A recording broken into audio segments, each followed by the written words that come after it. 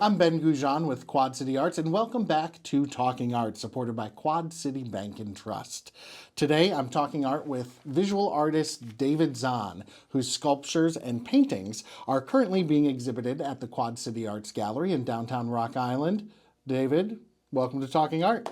Well, thanks for having me here. Yeah. It's great, and I'm always happy to talk about my artwork.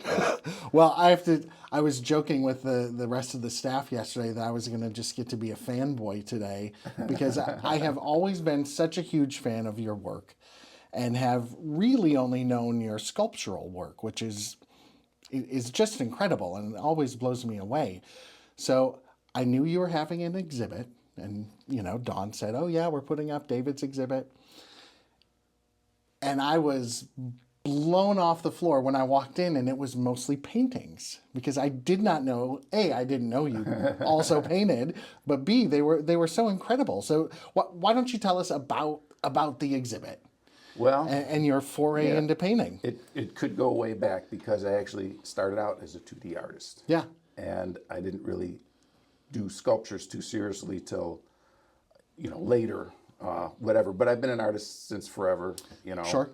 And like everybody, I started out with a pencil, and 2D artwork, and the paintings in the show are kind of almost a continuation of stuff I would have done when I was maybe high school, college age, Sure. around then, and the imagery, they're surrealistic, Salvador Dali like, they're just unique forms. They're kind of like sculptures in a way, Yeah. because they're oftentimes just a simple form or a few simple forms.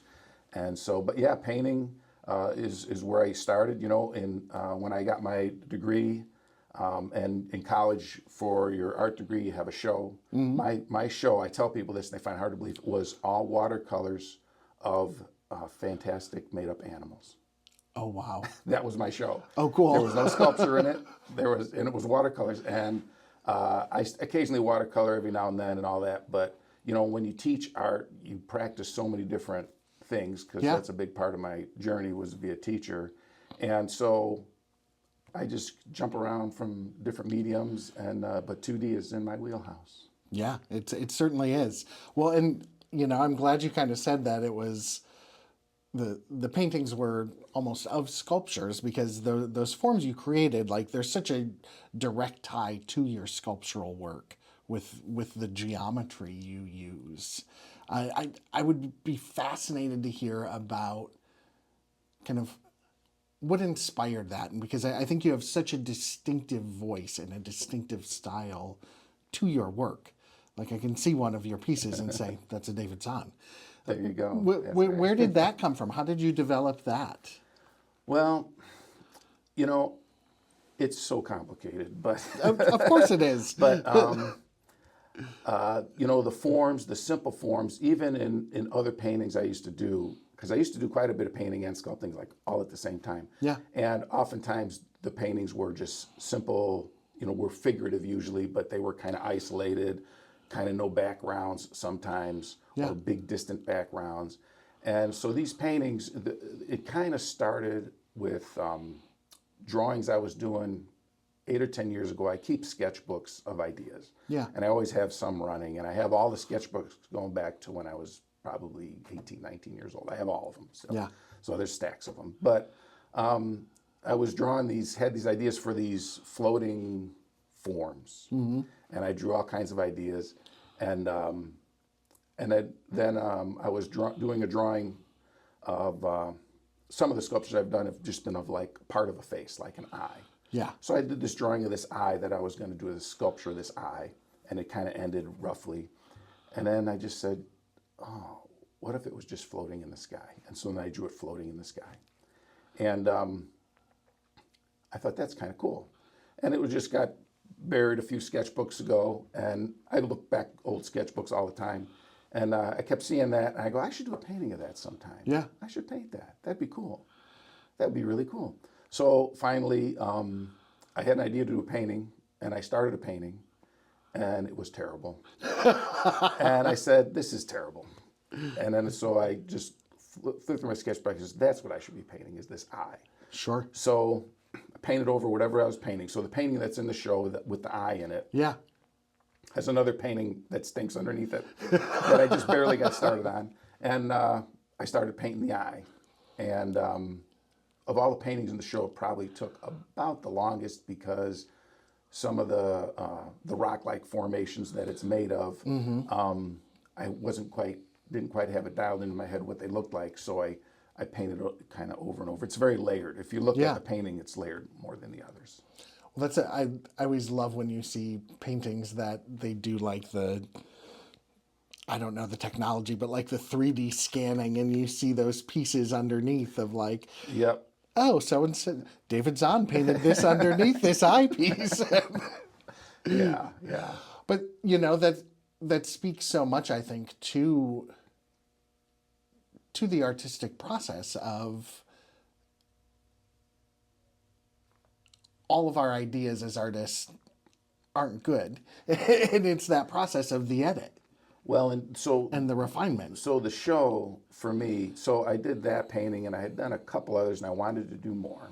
Yeah. So I applied for this show at the gallery. Yeah. I only had 2-3 paintings done, Sure. and I think they wanted 5 or 6 images of what you're going to do. Yeah.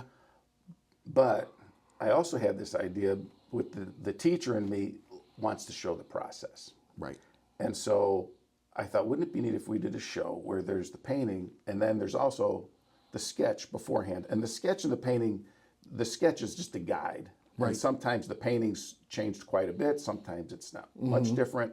And also it shows that the ideas I have, beginning artist, when I started out, I would look through a magazine or a National Geographic and I would see a cool image. I go, oh, that's what I want to do an image of. Yeah. But now I look into my own mind and start just kind of scribbling and coming up with things that way.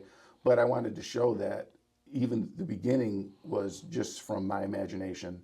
And then the painting, I'm looking at that as a guide and I'm reimagining it again. And so every painting in that show has a sketch next to it. And it also, I think I had to send in 5 or 6 images. I had 1 or 2 paintings, and then I showed the sketches too. So I was like, Got there it. you go. So I doubled down. But they also asked in the application, how many paintings we have? And I told them 8 to 12 paintings of approximately, these sizes. But I only had 2 of them done at the time. Well, how long did you have from when you got selected So believe it or not, it's basically all those paintings were done in a 1-year period. Wow. I ended up with 13 paintings. That's incredible. And I had questioned whether I was going to put all 13 in, because there was a couple I was like, I don't know if that one should go in. I don't know if that one should go in. Yeah. So I made up a list of the paintings. And when I made up the list, I put the list in order that I painted them in. Yeah. And then I decided, I need to just put all of them in. For sure. Like, believe it or not, the eye one was one I wasn't sure I should put in. Sure. I don't know why. I just wasn't sure. Well, it's fascinating to me, and we talked about this a little bit earlier, but because you also have some of your sculptures Oh, yeah. in there. Sure. Yep. And the way I've always been a kind of a math nerd underneath my artist side, and love geometry, love like strong geometric patterns, and you have that in both your sculpture and your paintings. What is it about that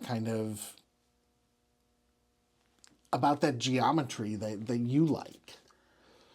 Well, in most of the work, almost all the work to me is about time. Yeah. And it's about segments, I segment things sometimes, but it's about time. And a lot of it is about things, deconstructing or weathering or, whatever. And so that's why a lot of the paintings, they're together and then parts of them trail off.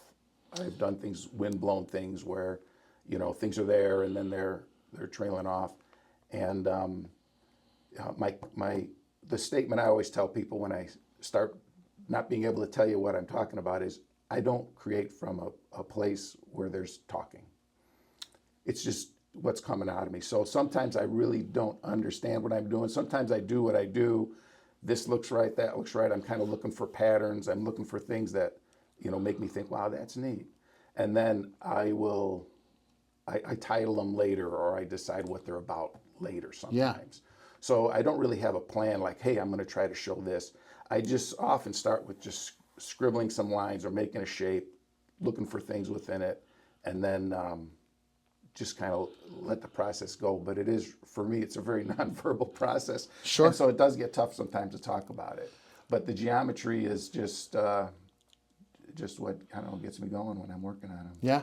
Well, and it's so interesting that I love that idea of it coming from or being about time, and kind of the way you verbalized it, even if you don't want to verbalize it, of kind of things floating away or disintegrating away. Like the note that I made is faces that explode into geometry.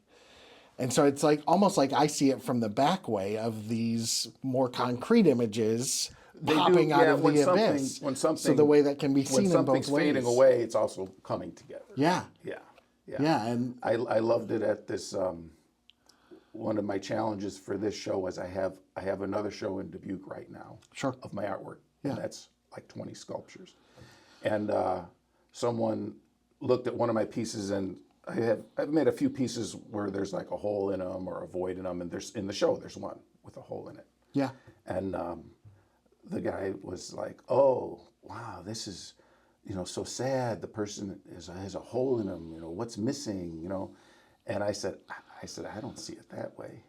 Right. I said, there's a hole. Maybe he's open to something coming in. Right. Maybe it's not, to me, just negative. Maybe it is negative, but maybe it's hopeful, and right. a person's open." I said, so sometimes people look at my work and think it's I've heard people say, oh, it's about death. I go, well, some of them, because they're not necessarily happy. And, but to me, it's like, well, I don't really think of it when I make it. Right.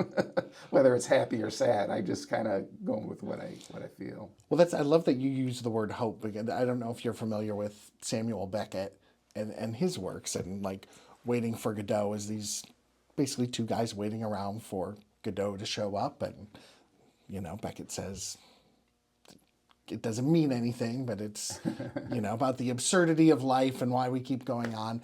But I always view that as being about hope, like the fact that these two tramps are waiting for this guy to come every day, and he never comes. Yeah. And I love that idea of like, no, that hole is being open. And like, because I always read that play as like, this is about hope, about kind of the innate hope that we can have as human beings of like, things are going to be better. Like, and I'm an optimist, so yeah. I always think things that way. But I think, hearing you talk about that, because I always respond very strongly to your work. And I think of like, you saying that is like, oh, maybe that's what I'm responding to. And there's always subconsciously, but with every piece, I have to have some kind of an emotional connection. Yeah. And like I say, it's hard because emotions aren't words; they're feelings. And all the pieces, there's often some type of like isolation-looking thing. A lot of times. But that's just my view, yeah. And I love a good monolithic thing, Yes, the big monoliths in the sky with holes in them, and so it was just fun. And I have to say that doing the paintings was something for this show that I did that was like very like self-indulgent. I didn't worry about if people would like them necessarily. I didn't worry about. I do a lot of artwork. I sell artwork, so I didn't worry about, is people going to buy these? There's a few that I think are very sellable. There's some that's like, I don't know. But I just did them the way I wanted to do them, and just had fun with it.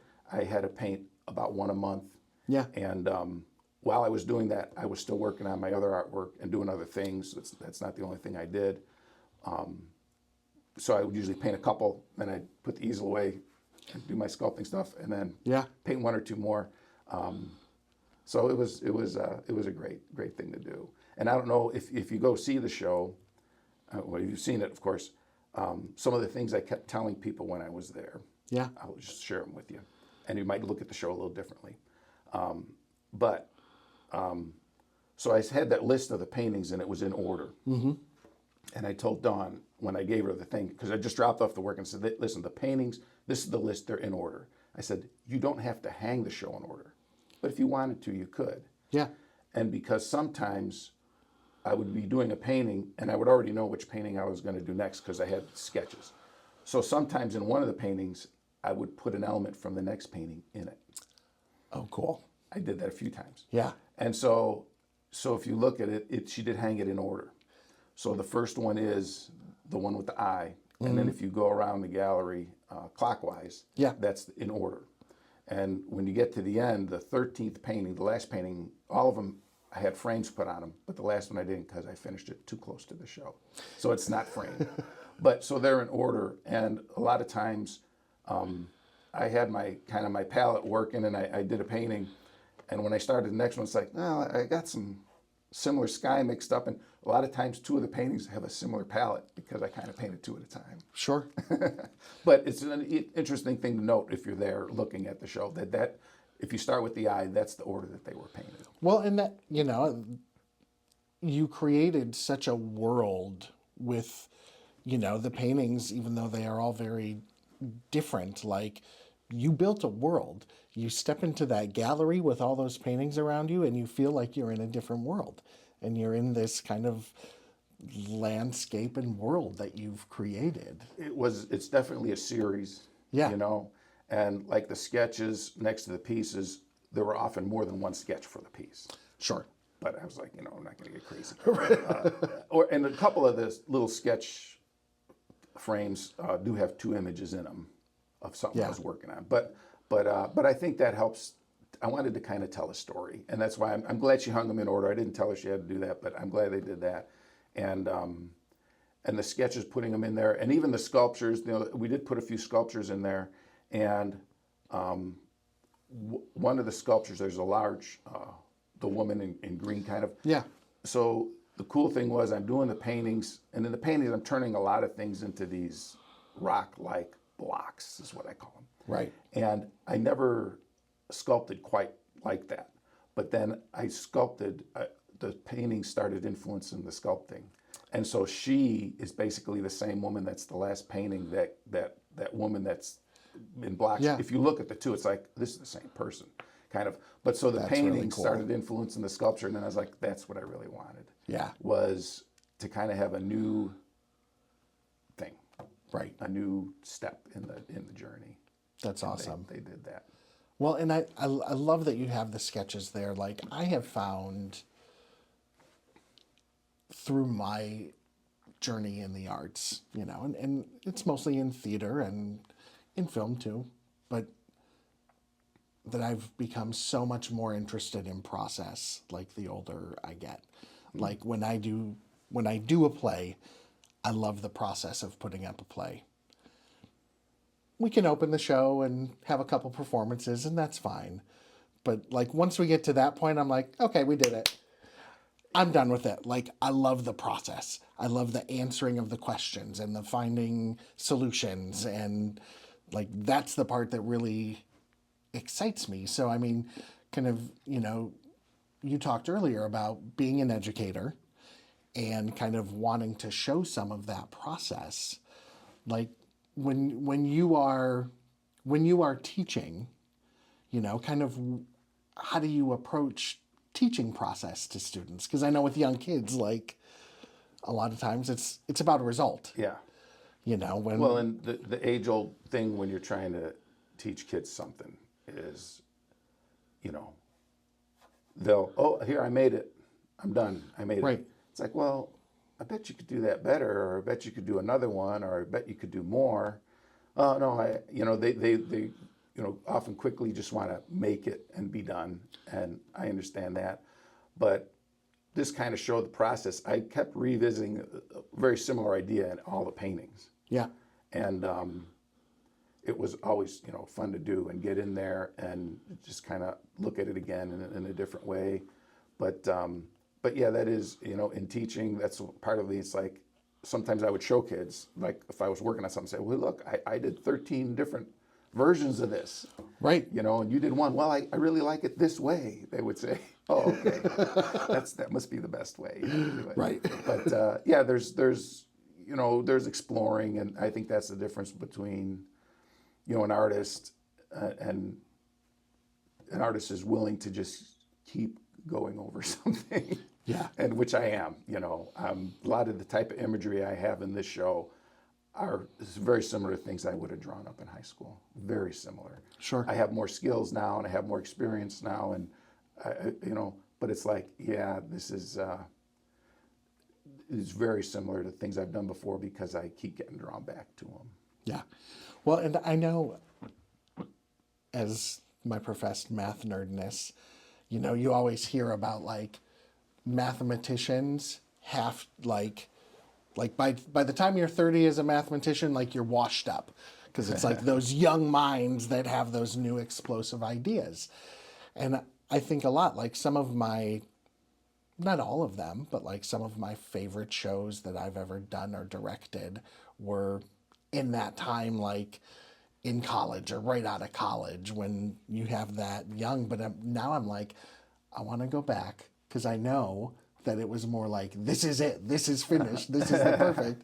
I want to go back and explore those pieces with the experience, with better technique, all those things that you talked about. And I think that's one of just the most exciting things as an artist is like, we can do that. Yeah. You get that chance to like, I want to revisit that now. Yeah. I played tons of roles in college where I played like the 50, 60-year-old men. It's just my build and my physique, and I was always like, yep, he's the dad, he's the old dad. And like now I'm actually getting to those ages where it's like, I can legitimately play those roles again with actual life experience and not having to like put on age lines and walk with the Yeah. like now I just get to be and do that. How exciting is that? Yeah. Yeah. So So I was so the show was really nice, and the other part of it was I got Quincy Arts called me. Oh, Dave, you're going to do a show. We got you at the airport in. It wasn't to be in the summer. This summer coming up, 2026. And I'm like, the airport, and I'm like, I would rather be in the gallery. Really?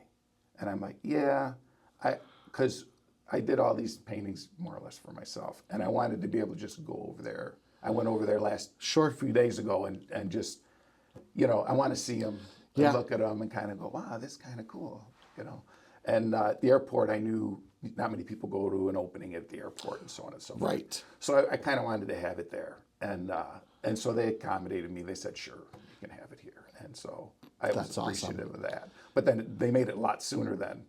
Right. Because they tell me that I got the show in like February, maybe, and then that show starts December 1st. It was like the first show that, it was the soonest the show could have been if you got a show in that call. In that round and of it's call. like, okay, that's great. But There we go. that's fine. That's all worked out really good.